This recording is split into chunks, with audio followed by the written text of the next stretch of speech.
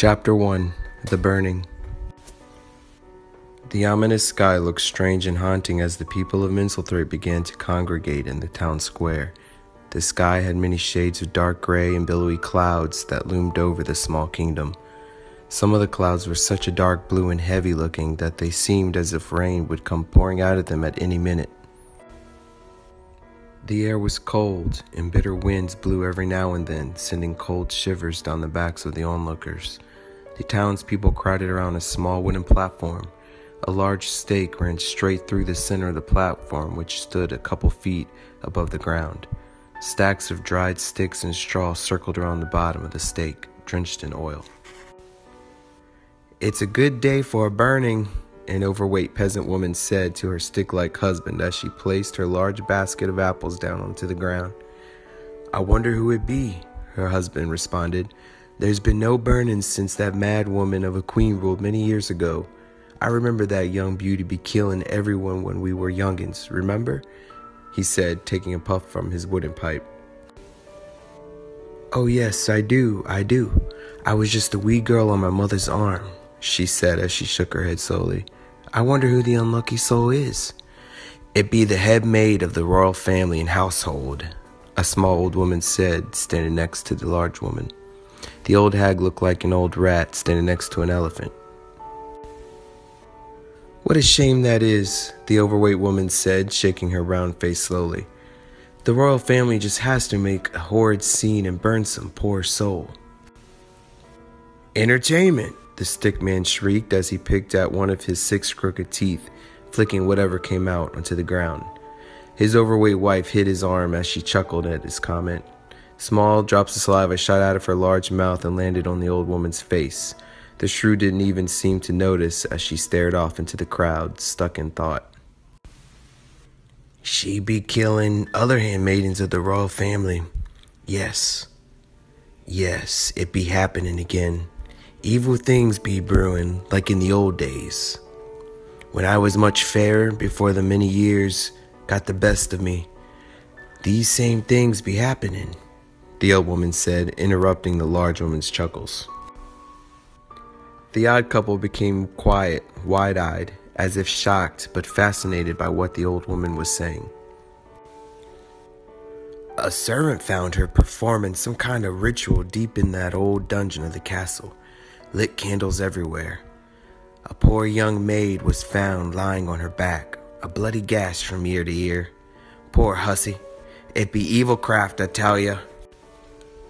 The startled woman hugged up against her little husband, as if scared of what she had just heard. Her plump pink hand cuffed over her mouth, eyes still wide open like that of a fish. "They found other dead maids hidden in strange places in that dark old dungeon. The stink probably be telling on that witch. They be finding some old skeletons and dead animals too, under piles of dirt and stone. Ooh, that old castle be full of secrets and horrid acts." The old woman shivered, from either the cold or from her own tale, and then pulled her ragged shawl tightly around her bony frame. "That same thing be happening about 40 or so years ago, after the death of His Grace, King James. The mighty God rested his soul. The evil poured out of that woman then. Queen Carnage was her name, and she tore this kingdom apart. She be burning everyone at the stake for 5 years, I believe it was. I remember, as a young maiden, how horrid this kingdom be smelling because of the burning flesh of the people. My poor mother was burned. Gossip had it that she started hiring many young peasant girls as help in the castle. They say she sacrificed those poor young darlings to the Dark Father himself, bathing in their blood. She did this for 5 putrid years.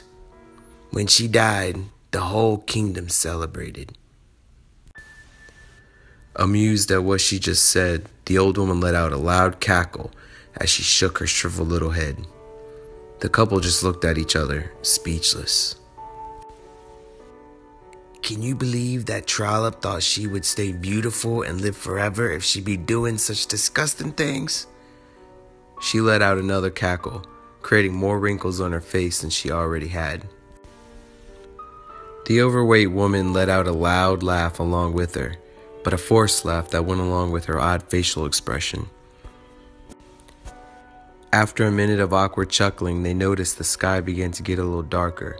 The dark, blue-gray sky looked as if it were about to rain an ocean.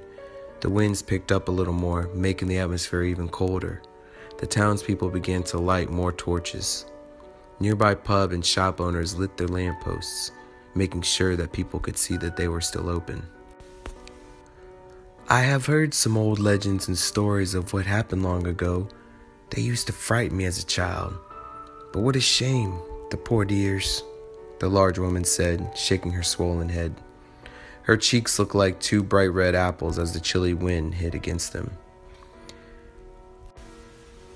How do you be knowing such things, old woman? The stick man asked as he took another puff from his pipe. I know everything, the old woman cackled as she pointed her bony finger towards his face. I be a very old woman, around for a long time, my man. I be knowing all the juicy gossip around this kingdom. Son, you should know gossip and brew be a woman's best thing. The hag began to cackle again as she smacked the back of the large woman. Ain't that the truth? The large woman responded. Speaking of brew, that's what I be wanting right now, the man said, and then spat something ugly onto the stone ground. I be off to the pub, he said. He left quickly off to the chaos of the pub, which was an eyesight and looked very busy. I be meeting you there soon, the old woman hollered to him. He shooed at her with his hand as if he were shooing at a lost mutt. His wife shook her head in disapproval as she looked around the town square. With all the commotion, it seemed as if a festival season had just arrived. Oh, but what about that poor dear? She asked, pointing her plump finger at the small red-headed girl across the way. The young girl shyly stood, snugging up against a young-looking servant woman's dress. Her long red hair fell in waves over her little white gown. She looked about 6 years old or so. She seemed scared and timid, even though she was among all of her 5 personal handmaidens, as well as courtiers and other important people associated with the royal family. Oh, Princess Marissa, the little jewel, the old woman said with a crooked smile. Her rotten teeth looked like little raisins between 2 flaps of dried bread. The poor dearie is probably scared to death, the large woman said with a frown. She tried to get the young girl's attention by waving to her without being noticed by any of her several handmaidens. She is too young to understand such things. She shouldn't have to be out here in this mess. Oh, without her mother and all, she should be so terrified, the large woman fussed, watching every move of the small child. It be a sad thing, the old woman said, shaking her head. I do remember when the poor old Queen Anessa died from illness. That day be a sad day. That beauty was a loving one too. She always be there for us people in this kingdom. She spread her love and faith till no end. But she do be in a better place now, with this holy majesty of light. She looked up to the sky while smiling her odd smile again, then back at the crowded scene of the marketplace. Ever since she died, strange things be going on around here. And the king, the old woman said with that glazed look in her eyes again. Oh, has he changed? You can feel the sadness coming from him when he comes into town. The king must be going mad from everything that be happening in that castle. That little red beauty child be the only light of hope in that castle. The crowd was loud and filled with strange excitement. Everyone seemed to be talking at once and about the same subject, but different versions. Along with the ruckus of the people, there was the sound of music.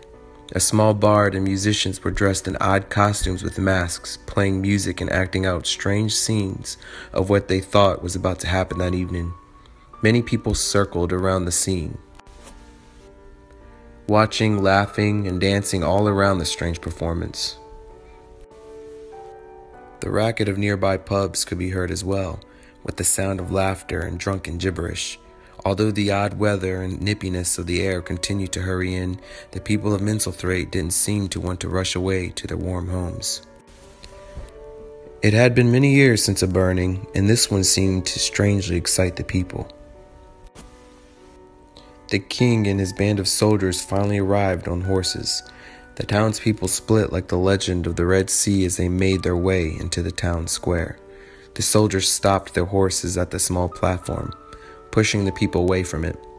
The king stayed where he was at, a couple of yards away from the soldiers, still sitting on the large black horse on which he arrived. The jewels on his velvet red tunic sparkled as the many torches of the marketplace gleamed off of them. A large golden chain with a brilliant deep red pendant dangled on his chest. He was middle-aged and had a stern face. He looked fierce and intimidating, but still had a glimpse of sadness in his black eyes. He had never been caught smiling or laughing by any of his people. His eyes had dark circles under them, indicating stress and lack of sleep. His beard and long wavy hair was dark brown with a touch of gray. The crown on his head gleamed elegantly as he sat up straight on his horse. Marissa was excited to see her father, because even though they lived in the same abode, they rarely saw each other. Marissa only saw her father at dinner, Sunday church, and sometimes in the halls of the castle. She tried to wiggle away from the band of handmaidens, but they held her back, worried that she would come up missing in the ruckus of the town square. But Marissa knew she couldn't go see her father anyway. She could tell something bad was going to happen. She could tell by the look on her father's face, the sadness among her servants, and the number of people in the town square. Instead of fighting her handmaidens to get to her father, she decided to stay tightly gripped to Lilith. Lilith was the new head maid of Marissa's servants. She was younger than her other maids, but acted older. Even though Lilith was strange, she was usually sweet and gentle, but lately she wasn't as warm and kind as Marissa remembered her to be. Marissa's other handmaidens kept asking her questions while touching her hair and face. They kept trying to talk to her. She didn't like any of it. She didn't understand what was going on. All she knew was that Moira had done something awful. Her father told her that Moira was a bad woman, and then told her that Lilith was her new guardian, replacing her beloved Moira. But she didn't understand how Moira could do anything remotely wrong. How could she be a bad woman? Moira was like a mother to her, the only source of comfort she had ever known. After the death of Queen Onessa, Moira watched over Marissa. Moira was always there by Marissa's side, feeding her, bathing her, and telling her bedtime tales while she brushed her long red hair. How could she do anything awful? Marissa had this question whirling around in her young brain as she looked around at everyone. The crowd seemed to quiet down now that her father arrived. Marissa looked around at everyone. Some people were shouting, some laughing and dancing, some even still shopping around at the random carts and small shops. Some of the people looked very different to her. Some ugly, some beautiful, and some really odd-looking, like the large lady who was standing next to a small, haggard old woman who kept waving at her.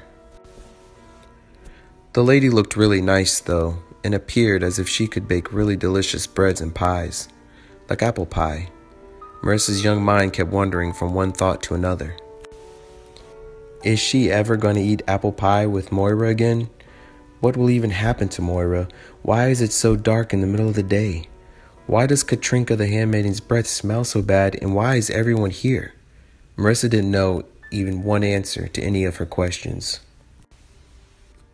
Do you want to leave, my lady? Katrinka the handmaiden asked, while bending over to look straight into Marissa's clear blue eyes. No, she does not, Lilith snapped as she rudely put her hand in front of Katrinka's face. I mean, she needs to learn, she said, in a now softer tone. She is the princess, after all, Katrinka, a young queen. She will see this again. Lilith, this is no environment for a young maiden, princess or not, Katrinka said, trying to be bold. Her face was down, not even looking into Lilith's dark brown eyes. The silence between them was intense for a couple of seconds, feeling like an hour. Marissa peered up, looking at the two women. Lilith's face was straight with no sign of emotion, just blank, which made her look frightening to Marissa for the first time. Katrinka slowly moved back to the other side of the group of handmaidens, hoping not to be chastised later for talking back to her new superior. Lilith's stare seemed as if it could burn a hole straight through Katrinka's face. "Do you want to leave, my lady?" Lilith now asked with a smile, breaking the silence. Marissa's bottom lip began to quiver as fat tears swelled up in her big blue eyes. It used to be Moira's face she would look up to. It would be Moira who used to console her. Marissa's sweet face turned sour in a quick second. "No, I want my Moira," she screamed as she folded her little arms. Lilith just patted the top of her head, looking up at the platform of the wood with a strange smile. "You will, soon enough," Lilith said, then looked back down at the teary-eyed child. Marissa glanced back up at her and noticed how different she looked, somehow.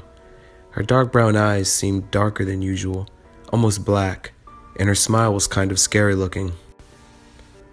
Just then the crowd roared as a small carriage was pulled in by a large bald man sitting atop a black horse. "There she is now," Lilith said with that strange smile and dark eyes. Her voice was low and smooth.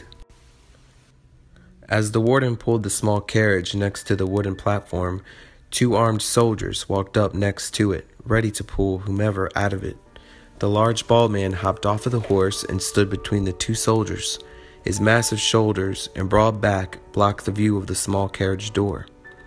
The ring of keys hung from a rope around his waist. He looked through the keys, found the right one, then unlocked the rusty lock pad that hung from the door. He pulled the small, heavy door open, and then hopped back onto his horse as one of the soldiers pulled a middle-aged woman out of it. It was Moira. She was crying and pitiful looking, with her hands tied behind her back. Her long, dark hair was down and knotted, and she wore a long black dress, making her look even more depressed looking. Her head faced down, allowing her knotted hair to cover most of her countenance. But even though she was pitiful looking, she was still lovely. She had a striking face, and once was one of the more attractive handmaidens. One of the soldiers shoved her towards the platform, not caring when she fell to the ground. Her lovely face hit the rough cobblestone, marking a gash on her left cheek and bottom lip. "Get up, witch!" the other soldier yelled as she yanked her up by her bounds. He shoved her as well, but she didn't fall this time. Her face looked strange, as if she had no idea what was going on. She looked confused and shocked at the same time. She appeared innocent, as if she had been wrongly accused. Bright red blood trickled down her cheek and lip. Tears flowed down her dirty cheeks, leaving streaks of dirt behind. "Moira!" Marissa shrieked as the 2 massive soldiers dragged her up the wooden stairs to the stake. The atmosphere screamed with pandemonium. The crowd roared and shouted obscene words at her as the soldiers shoved Moira against the splintered stake, tying her tightly to it. The crowd seemed to be angry at the woman, hating her, and she appeared as if she had no idea why. People began to throw things at her like rocks and even their fresh apples and other produce they had apparently just purchased. Some of the people even threw their mugs of brew at her. "Let me go!" she screamed, shaking her frazzled head. Blood poured from her cheek and lip, and she became sopping wet from the thrown brew. "I've done nothing to no one, I tell you, no one!" she cried out to the king, who was still sitting on his horse. King Julpin's face was blank, as if his mind was whirling with questions and thoughts and doubts. His eyes looked sad and dark. "My king, do not let this happen," she cried out. She then lowered her head and began to weep uncontrollably. The king said nothing, didn't even look at her. He then raised his hand into the air as if signaling something, then rode off between the crowds, not even looking back. The 2 soldiers nodded their heads, then signaled to a soldier who was holding a torch next to the platform. The soldier lit the oil-drenched sticks and hay beneath the hysterical Moira. Marissa's servants began to cry as they covered their mouths with their shaking hands, some not even looking, but burying their faces into each other's shoulders as they consoled one another. The aggressive flames rose up quickly, becoming bigger and bigger. Moira became devoured in it. "So it begins," Lilith said in a low voice to herself as she held a crying and screaming Marissa. She will cry out to him through her black, burning and gnashing teeth, and her heart shall pump no more, and she will go straight to the lake of fire and scream out in eternal darkness. 10 years had now passed upon the earth, 10 peaceful and silent years. The burning of Moira was the first and last burning that had ever been ordered by King Julpan, leaving him in a state of heavy sadness. But Princess Marissa became to be the most beautiful and loving woman to ever walk upon Mincelthrape. Just like her mother, the princess spread her love and kindness upon the kingdom, giving them a glimpse of hope. Mincelthrape finally began to become whole again. The people of Mincelthrape began to live their lives in peace, going about their everyday business in a state of happiness. Every day was just a normal day. And so, our story begins.